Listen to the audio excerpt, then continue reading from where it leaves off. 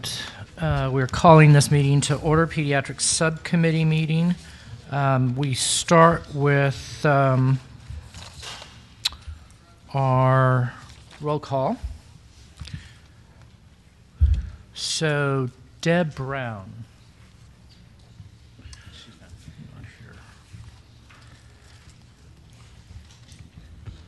here. Britt DeVillier. Here. Bonnie Hartstein, I know she won't be here. Charles Jaquith. Here. Juan Juarez. Here. Julie Lewis. She's here. She stepped out to the restroom. Okay. Jorge Sanz. Here. Sally Snow, I know is not here. And Vern Walker. Here. And we have a quorum.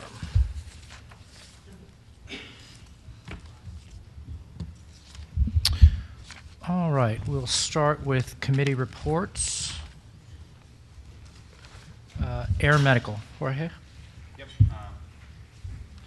This is from last meeting. You know, we're going to meet tomorrow, but I don't know if you have the report from last meeting. But no. Basically, there was just an update of some guidelines that they're going to try to. Actually, they have already been proposed as far as some regulations and limitations and. As far as the responsibilities for paramedical personnel that comes into Texas and moves patients in and out of Texas, so we have some requirements for that. They address some needs for oversight quality for those particular issues, medical rectorship and mutual agreements amongst parties. That's something that we continue to do. Can you hear me? How about that? Sorry about that. Let me restart all over again. Okay.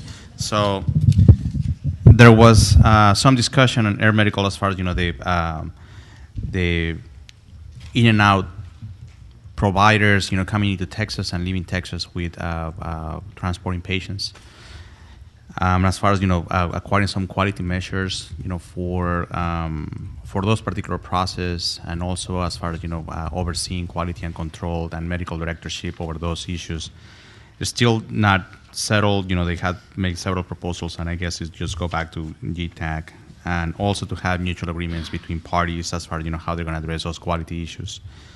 And also the other main important issue that they discussed about was the memorandum of understanding amongst parties in the state of Texas with mutual aid in emergencies, and knowing that there's going to be a contract, or has been a contract, and also to make sure that the people that realize that although they have a responsibility, they don't have so much of an obligation to participate. So if they don't have the capabilities to respond to the emergency, that they are not obligated, but we're kind of with their help. That overall, that was the two biggest items that they were in discussion during the meeting.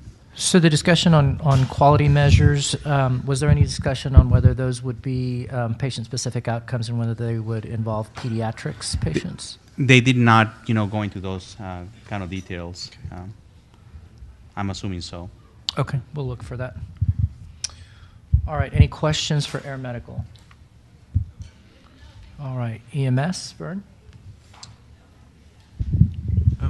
The EMS committee met this morning, and they talked through a lot of stuff, but there was no specific pediatric things that we will need to look at or address at this point. Okay, thank you. I have education. Charles? The Education Committee met this morning at 10:30, and they had about 5 items on their work list, and none of them had actually anything connected with pediatrics directly at this time.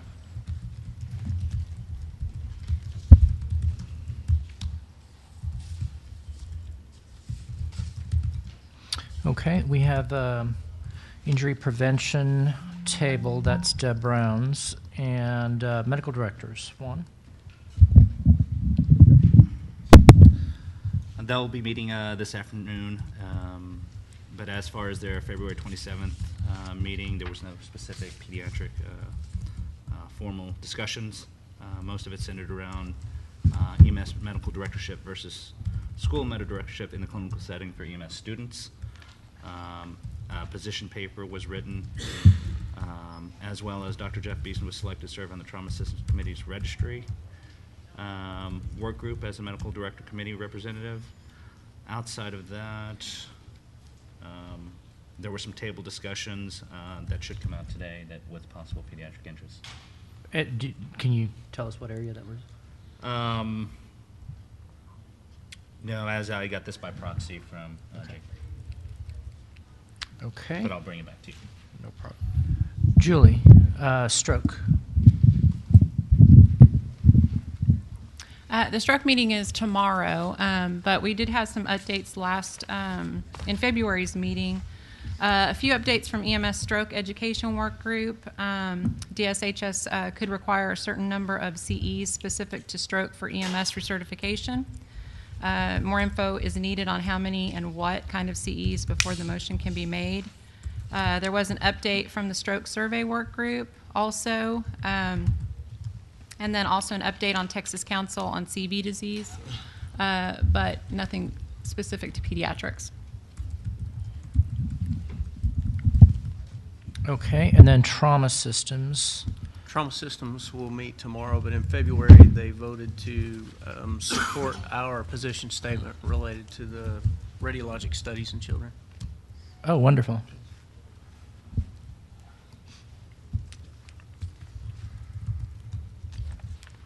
The RACs. Britt? I was unable to attend the last meeting, and they do meet this evening, but I do follow, and I'm on the RAC listserv, and there hasn't been much specific for pediatrics across that channel.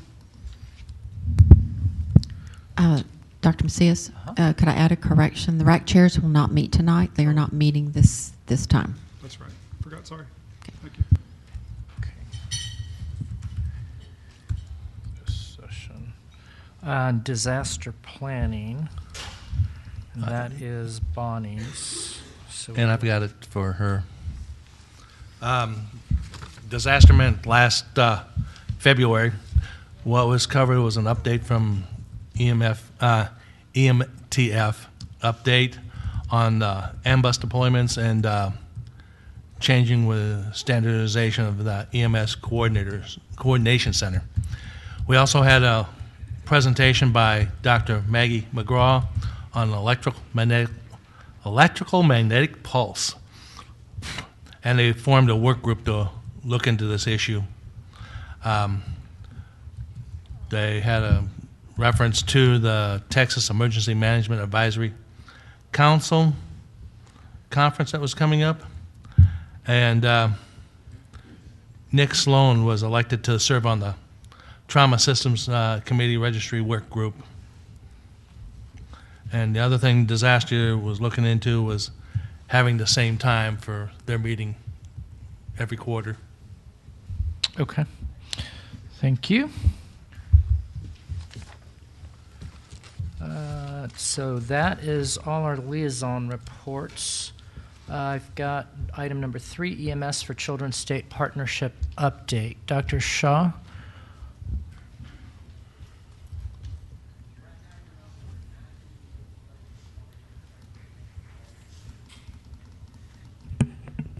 So thank you for giving us time again for an update.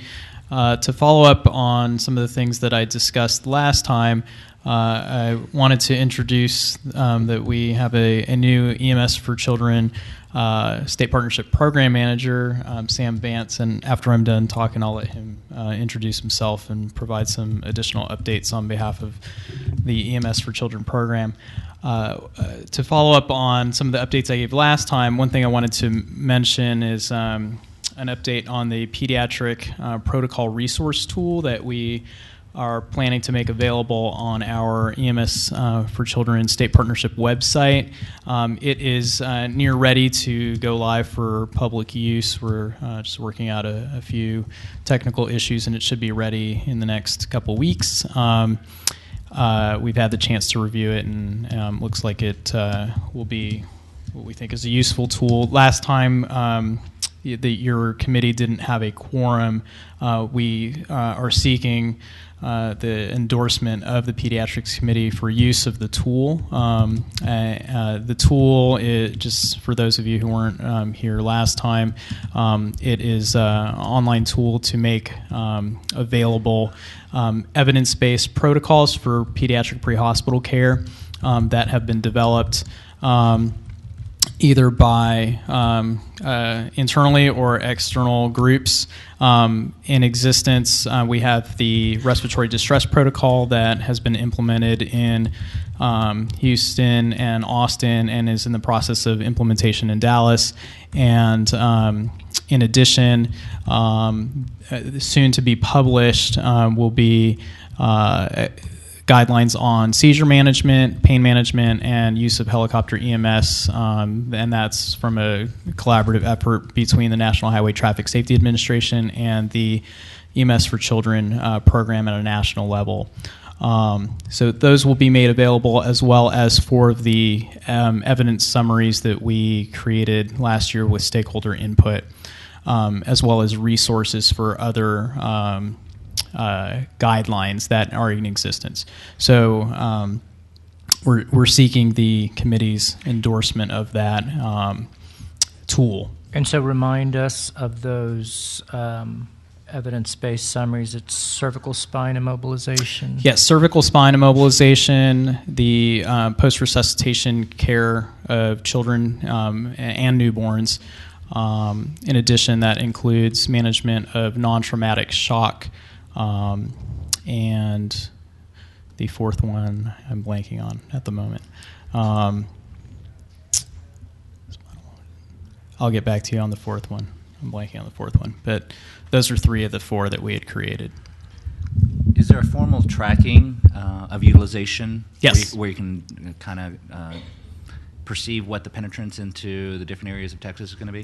Yeah, it was designed specifically for to do that, and so we are requiring that when somebody accesses it, that they create a username and enter in an email address, and they have to validate it with their email address so that we know it's a legitimate email address. We're going to be using that specifically for the pediatric respiratory distress protocol, so that we can follow up with those who viewed that page to measure uptake in agencies. We want to know how people use that information for research purposes. And for the other ones, we'll have a log of it. We don't have specific plans about how we intend to use it for the other ones at this time, but specifically for the pediatric respiratory distress protocol, that was intended. I have in my notes some reference to non-transports. Is that part of? Thank you. That was the other one. Okay. Yeah. Another question is, what's the marketing for this? How is information getting out to EMS? Is it through state conferences and then seeping down into the local levels, or is there a campaign to let people know that this tool is available? So we'll disseminate it through our bi-monthly newsletter that we distribute to our stakeholders. In addition, we will share it with the RAC chairs so that they can disseminate it to specific EMS agencies in their regions. Those are two of our main strategies that we plan for statewide awareness of the tool. And for future additions or updates, how is that information then trickled down to same in terms of methodology? changes? Yes. So how do I know that that new information has been posted?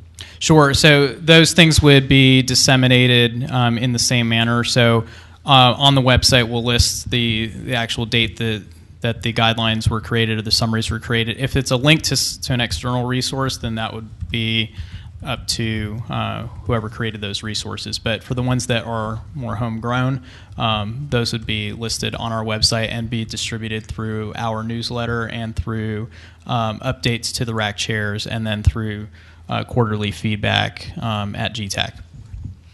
So just so that I remember the overall initiative, this was really intended to be a tool to provide evidence-based summaries to agencies that then could craft their own protocols, not to be prescriptive for Correct. And that was something that I emphasized in my presentation last time in February, that we recognize that each agency is practicing in different settings with different patient populations and different resources available to them when it comes to medications and equipment, and have different transport times. And so how they tailor the recommendations will be specific to their practice setting, and they're intended to be guidelines for care and not prescriptive. But with each of them, the evidence to explain why a certain recommendation is being made is explained in a transparent manner, as well as what is the strength of the recommendation and what is the quality of the evidence to back up the recommendation. Last question that I have is, did you have the opportunity to go to the medical directors subcommittee, and was it endorsed by the? Yes. So we presented it as well at the medical directors committee, and they did endorse it. Okay. At the February meeting. So any questions for this committee? I believe the request is to endorse this online tool to provide evidence summaries to agencies regarding very specific pediatric disease or events. Questions before we vote? All right. All in favor of endorsing this? Aye. Any opposed? Okay. It is endorsed by the Pediatric Subcommittee. Great, thank you. Another update to give is on the National Pediatric Readiness Assessment. This is something that I described last time as well, that each state partnership in the country has been asked to survey the hospitals that have emergency departments in their states to assess the readiness of each emergency department to care for children. And so we, at the end of March, closed our assessment and were able to get a 60% response rate for all of the emergency departments in Texas. And we will be getting a detailed raw data of that we'll be able to share at an aggregate level with you. And so we'll be able to provide more detailed update on that in August. However, on a national level, the intent for this, which we plan to also follow up on at a statewide level, is to use the data from that for quality improvement measures and quality improvement initiatives, rather. And that will happen in the area of 7 domains. And so those 7 domains are, 1, administration and coordination. Second is physicians, nurses, and other care providers staffing in emergency departments. Third is quality improvement in emergency departments. Fourth is patient safety. Fifth is policies, procedures, and protocols. Sixth is emergency department support services. And the 7th one is equipment, supplies, and medications. And so as that gets further defined on a national level, we will seek guidance on from those that are providing further clarity in terms of benchmarks in those domains, so that we can pursue targeting areas of need based on our own state data, so that we can provide resources and potential intervention in areas of the state that need it. So correct me if I'm mistaken, but the significance of Texas in this entire project for pediatric readiness with this 60% response rate actually represents more hospitals than correct. other So states? although this project was initially piloted in California, California had a 90% response rate. However, you look at the absolute number of hospitals that responded to the assessment. Here in Texas, we had just over 300 hospitals that responded to the assessment, and that was actually more hospitals than were assessed in California on a by number basis. And so the Texas data represents the most hospitals for any state so far. We were part of the first cohort of states, but we're also one of the larger states in the country. New York hasn't finished their assessment yet. New York will probably have comparable numbers in terms of total number of hospitals, but we don't know their percentage of response yet. So my interpretation then of that would be that given Texas' position in the first batch of states to explore this entire initiative, given the response rate for the number of hospitals, we then probably serve as the most granular data on an individual hospital basis that EMSC is going to obtain for pediatric readiness, with potentially the exception of New York. So the potential to craft these domains that you talked about is very pertinent to what could drive the rest of the nation for quality improvement in pediatric readiness. That's correct. And in addition, it's because our state has the largest has the largest pediatric population in rural areas of any other state. I think this data will be important as well in terms of not only accessibility and preparedness in rural areas, but I think there will also be opportunities to use this information and apply it to hospitals that are based in urban areas as well, since we have several large urban areas in our state as well. So I think that because we have this mix of urban and rural in our state, and we had a fairly good response rate, I think that there's an opportunity that using quality benchmarks in these different domains, we'll have the opportunity to be a leader or guide for other states as they do the same. Well, given that, I think that it would behoove this group then to take a look at those QI domains that you described, and I think that this group could engage in providing best practices and descriptions of any QI efforts that would help inform the work that you've already done to feed back to the state partnership. Sure. So why don't we do this then? Let me review the list that you just gave us with a little bit of description, and we will assign each of these domains for a little bit of homework for each of our members. And luckily, we have 3 people who we get to assign who are not here to voice what they're volunteering for. So, number 1, administration and coordination. So this is really about qualifications, responsibilities for the physician coordinator and nursing coordinator that staffs the ED, correct? Mm-hmm. So that type of thing, I think that we've seen best practices with pediatric champions embedded in hospitals. California, I think, has a pretty rich history of embedding pediatric-specific champions and creating their own knowledge, skills, and competencies for pediatric care. So who would like to volunteer for looking at best practices in our state? What kinds of projects institutions have done to look at pediatric champions and administration and coordination? So I would think that somebody who has quite a bit of experience with community hospitals or rural settings might be able to inform some of this. Who'd like to take that one on? And so the specific charge would just be coming back at our next meeting with descriptions of best practices and where we could go to help inform the state partnership.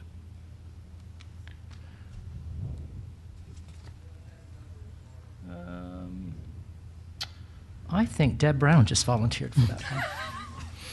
And just for the committee members as they're thinking about this, we can give you a PDF version of the actual assessment so you can see what are the things that fit into these 7 domains that were asked, so that you have a guide when you're trying to develop ideas or identify benchmarks. I think that'll help to actually see what the assessment asked. Okay, if you could forward that, Sure. I'll disseminate that to the group. Okay. So the second was physicians, nursing, and other healthcare providers who staff the ED. That's providing knowledge and training to ER evaluation treatment of kids at all ages. So quality improvement strategies. Most of this would be education related. Who do we know that is our education liaison? Thank you for volunteering.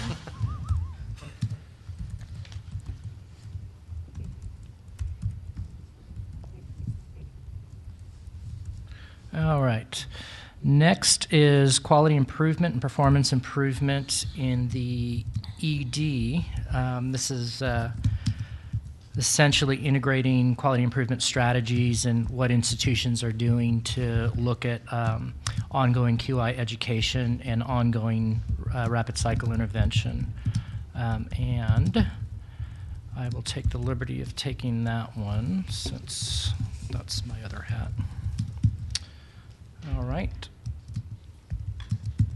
Next domain you described was improving pediatric patient safety. Mm-hmm. So that's awareness of potential medical errors, human factors, etc. So who would like to volunteer? Thank you.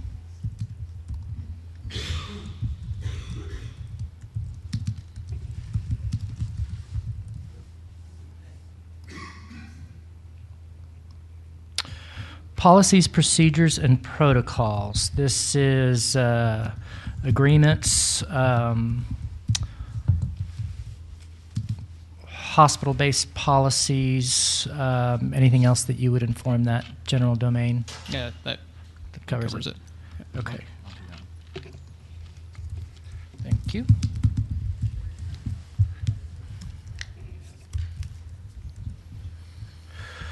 ED support services. This is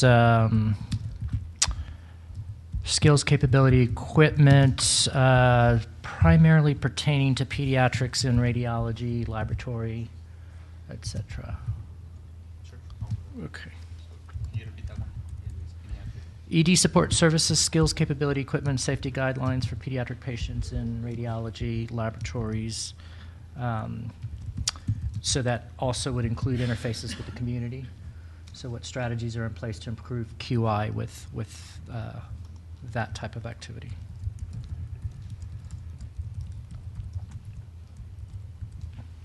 And the final one is equipment, supplies, and medications. So that's looking at appropriate equipment, supplies, medications for kids of all ages. That clearly falls into Sally Snow's arena. So we will volunteer Sally. All right. Anything else to your report? Yeah, I'll hand it over to Sam so that he can introduce himself and provide some other updates as well.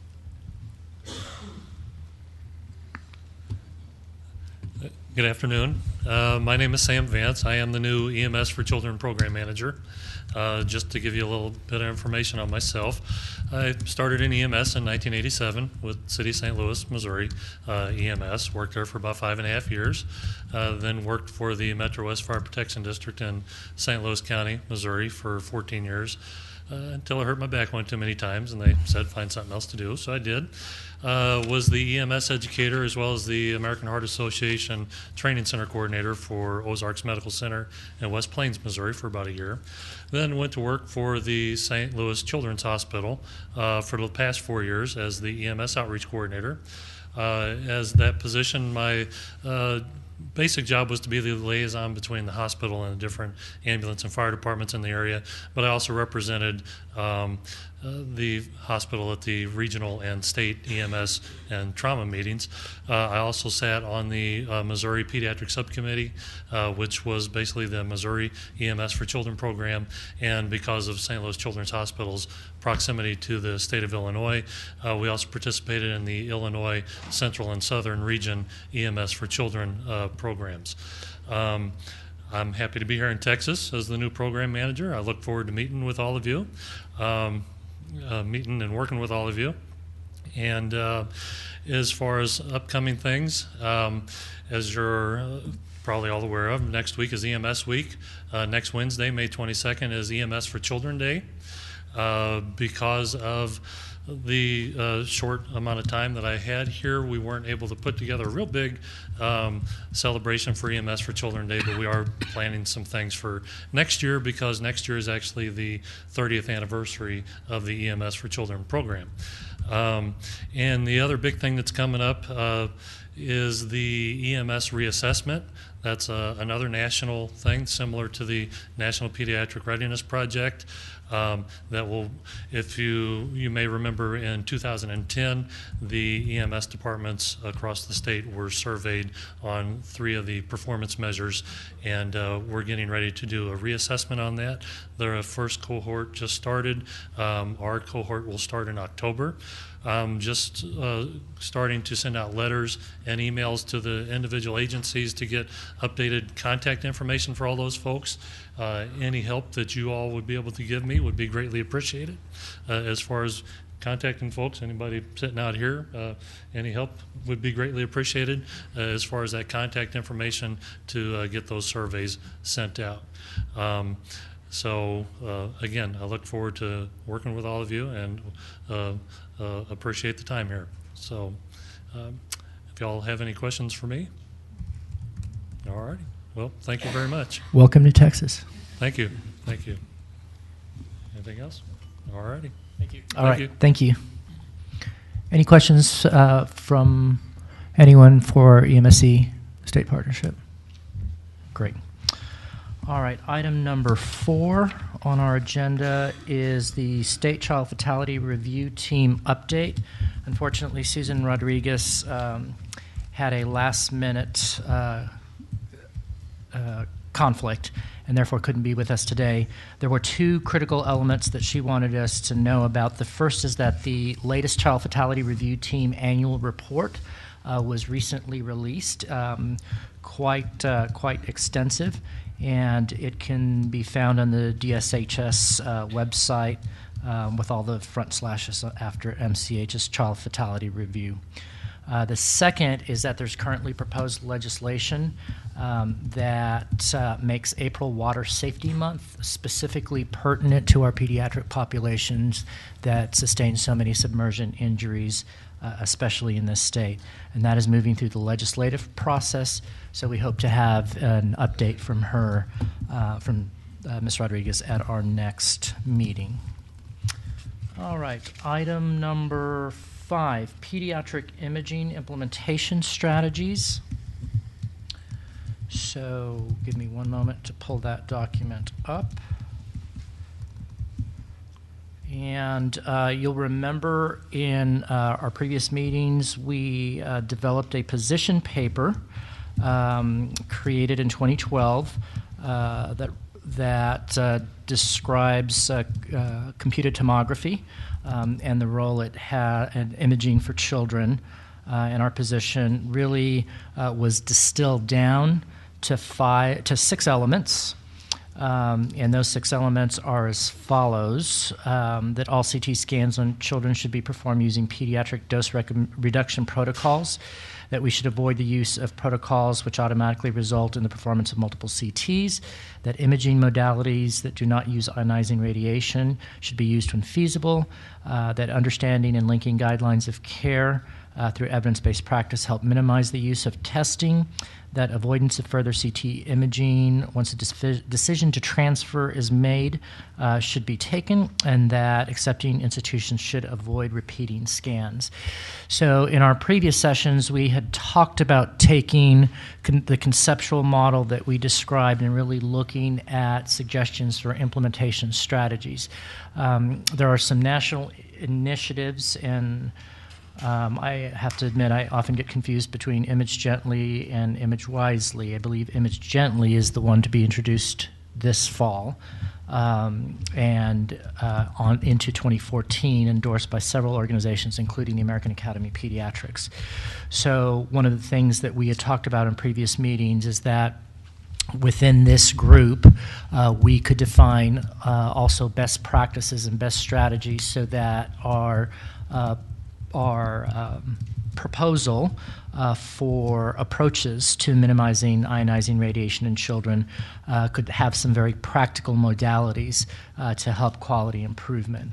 So before I move on to our alternate strategy for how we might divide up this work, is there any discussion with what we've currently listed for potential organizations that we could partner with within the state. You'll remember this was one of our charges to consider as homework from our last meeting.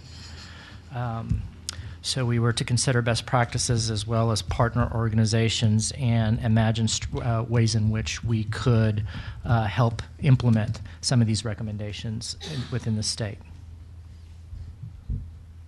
So let me ask you this for members of the committee. Would it be preferable for us to divide these up and report back on these at our next meeting? Okay, so let's take item number 1. All CT scans on children should be performed using pediatric dose reduction protocols. Pediatric protocols are available through the Alliance of Radiation Safety in Pediatric Imaging, and in our position paper we have offered a website to access this. So the specific charge to the person who is taking this on is to identify best practices for doing that, define strategies and websites that we could link to, and define organizations that we could essentially market this concept in this paper to that would help inform the public at large on pediatric dose reduction protocols. So who would like to take that one? I'll take it. Who is that? Either one. Okay, we'll start with Vern since, so champion.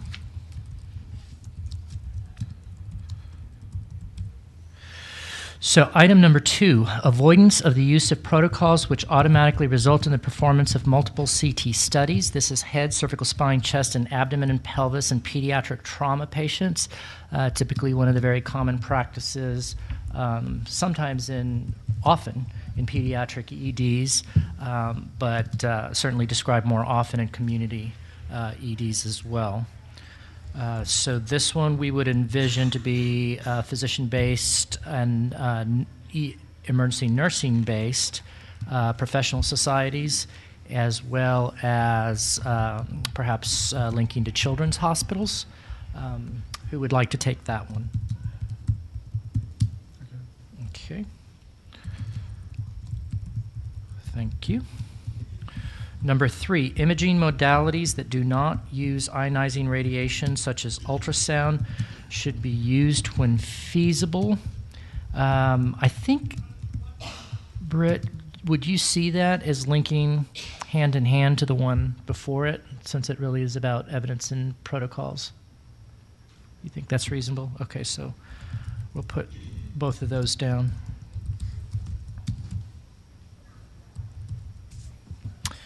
All right.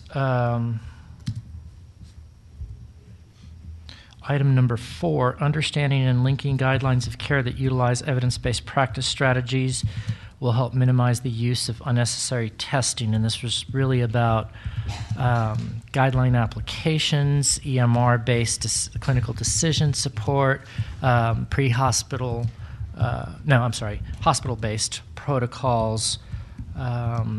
This one, I think Pennsylvania has described strategies that have been about educational symposia linking to organizations like the equivalent of Texas Pediatric Society. So who would like to take that one? We got one for you. Okay, so Jorge?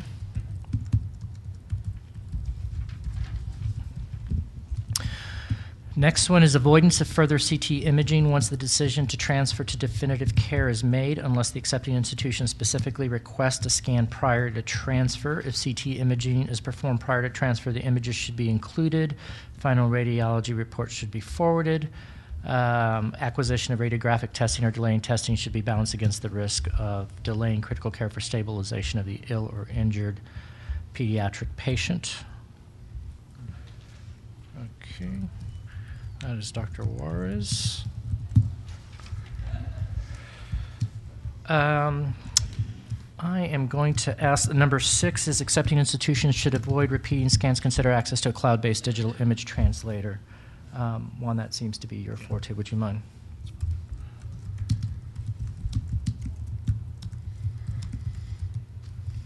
All right, excellent. Okay.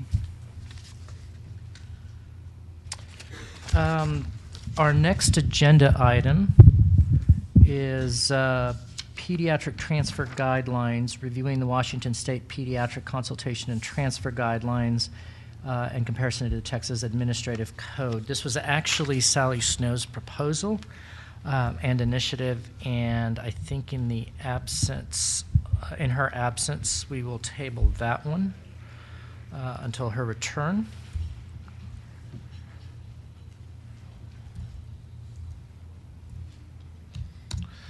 And that leaves us with item number 8, which is a review of schedule changes. So, Jane, we have slides for this, don't we?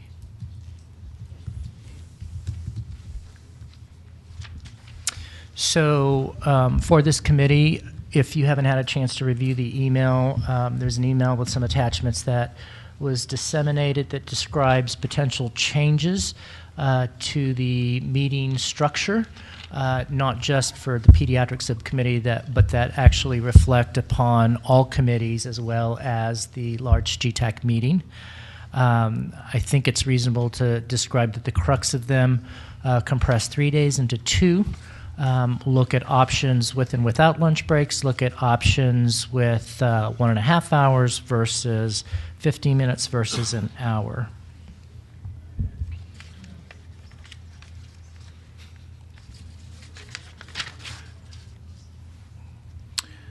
So we'll just give them a minute to get that set up.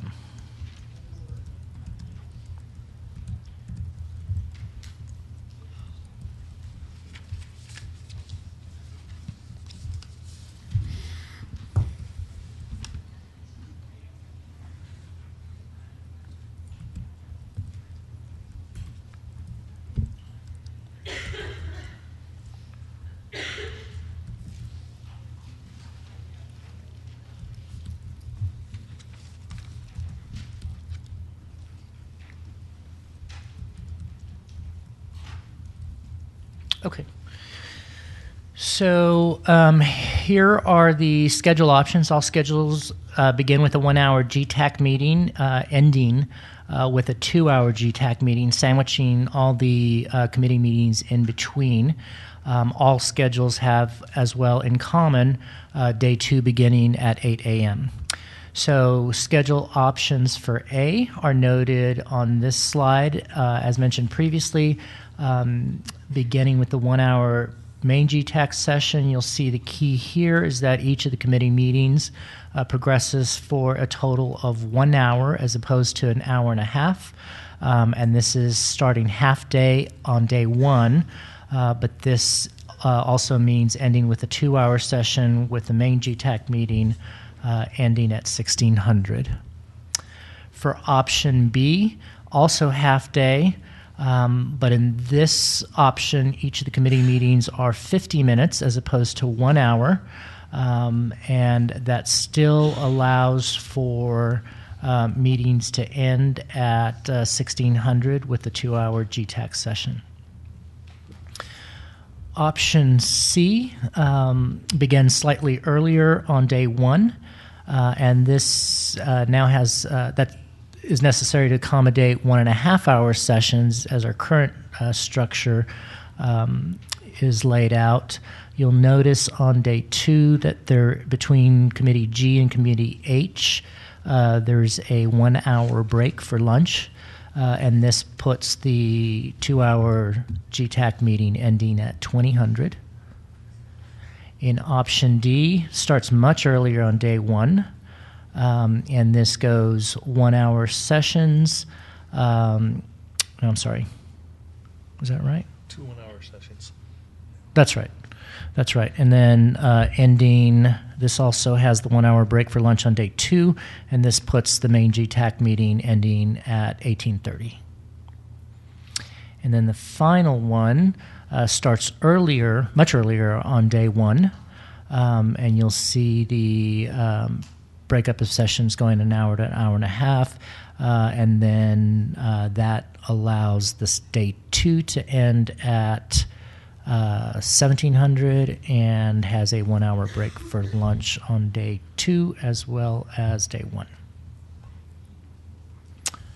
So here is the aggregate comparison for when day 1 begins, when day 1 ends, day 2 ends, presence or absence of lunch, whether these are 1 hour meetings or how many 1.5 hour meetings. So our charge then is to vote on a rank order for our preference. So I think perhaps we'll just start by discussion. What do we feel first is the necessity for a 1 hour versus a 1.5 hour session? Are we able to get our work done within an hour, I given think the it's amount very of pre-work? possible for this committee to complete within an hour. Okay.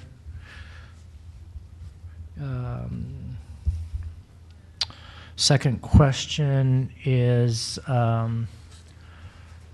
any strong feelings about earlier starts on day 1, travel arrangements in general? Go ahead. I think that for day 1, the later they start, the probably the better, because it allows people to actually come into town versus having to stay an extra night the night before, so it can start early. So it depends how things are arranged. So the number of meetings, is about the same. You can probably, I will favor, starting late on first day and then pushing through and then having another full day. Okay. That's just my perception. Okay. Anybody feels strongly that lunch should be a deciding factor? I particularly would like to have lunch. I think it's not only because I'm hungry, but I think we need a decent break for those of us that have to stack meetings. And more importantly for me is networking with people in the audience and with members of the other committees during lunch, which you may not have the opportunity as over the 2 days. Okay, excellent point. And we've already addressed the length of the meetings. Okay, so given those 3 primary considerations, I would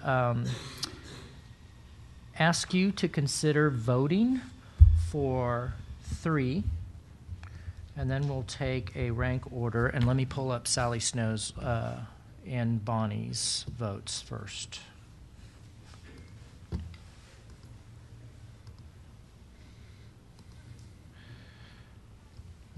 Hopefully, if this works out effectively by voting for 3,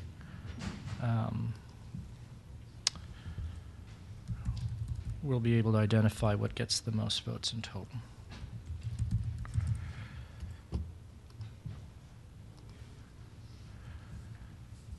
Okay, let's see.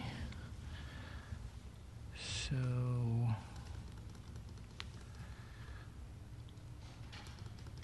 Sally's votes.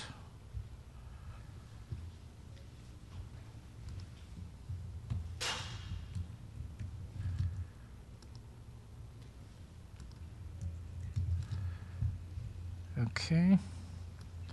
There's Deb's. All right. So here's how we'll do this. We'll start at this end with you, Charles, and if you could give me A through E, what are your 3 top choices in order? A, B, C, D, or E? My top choice would be the D, then E, Then? for me it'd be C. Okay. Britt? CAD. Okay. 1. Just a quick question: how would you, if for D and E, how would we determine who gets the 1 hour and 1.5? So if multiple committees want the 1 hour, and they're limited to 2 and 5, what's the deciding factors on those? Jane?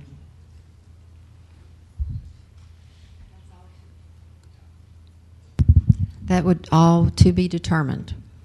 That has not been flushed out.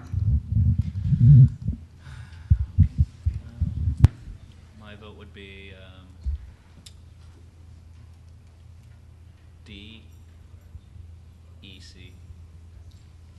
Okay. Julie?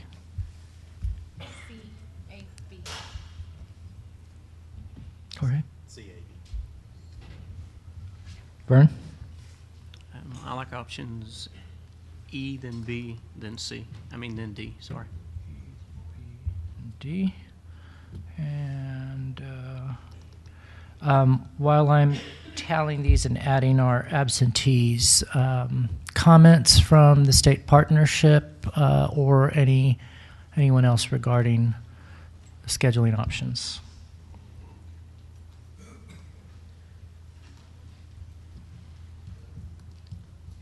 Thank you. I think that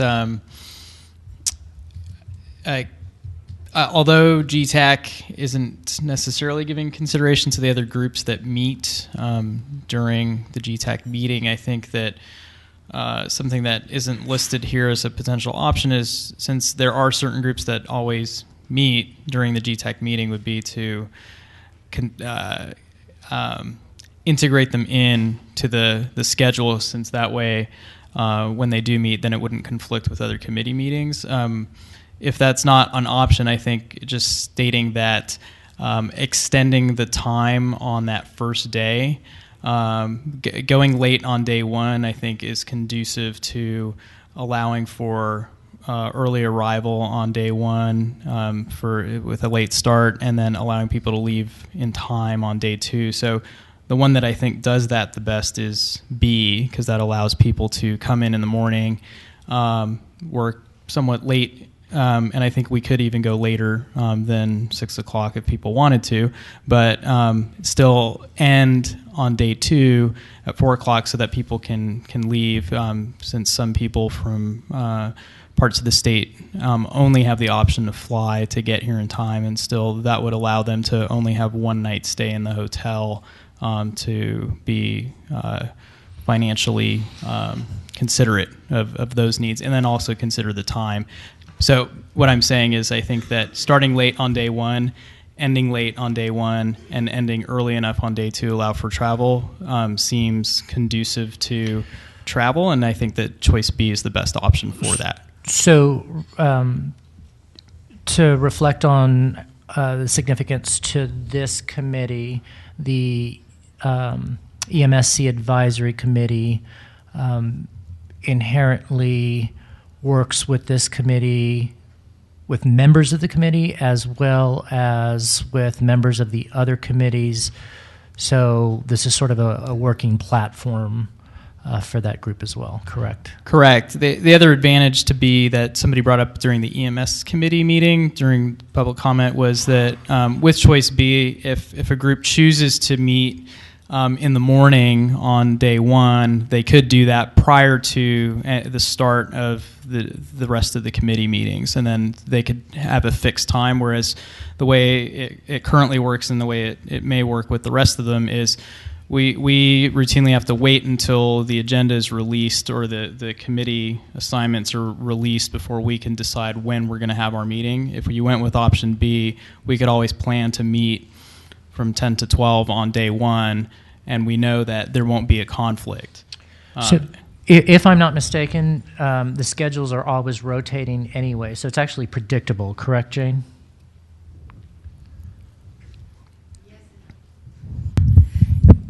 Yes, and not always. The schedules do rotate. It's not always predictable, because when a chair needs to switch a committee for some reason, then we try to accommodate that. Once the chairs amongst themselves have agreed on their schedule, then if there's a change to be made, we ask that the chairs go back to one another and try to make that accommodation. Once we send the agendas off, which is about 14 days ahead of the meeting, there's no changing of time or location. So to assure your presence of the state partnership and the working platform, I think that we could, as a mechanism, integrate a discussion for that feedback always. So I think that we could probably accomplish what you need offline.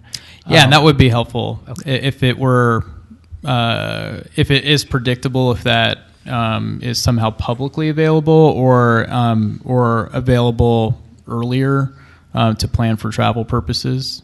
That would be helpful. Dr. Shaw, that's been an issue ongoing, and we've tried to address it. And I think about the earliest we have released it, we've been releasing the dates earlier with the caveat that they could change, because until the chairs of the committees have actually they've gone past their response date to us, it's not basically set in stone. So we can put it out there, but everyone has to know that it can change. So you could actually book your flight, and oh, by the way, it's for the wrong day. Yeah. Yeah, that's the danger. So let me ask you this: if this tally is fairly easy. Overwhelmingly, it looks like C is the first priority. It looks like A is the second, and D is the third. Where'd you go? So C still could be functioning if we assured that discussion with the state partnership and the chair of this committee were always synchronized to assure that one day or the other, either that evening or the next morning, there was availability for an EAC platform.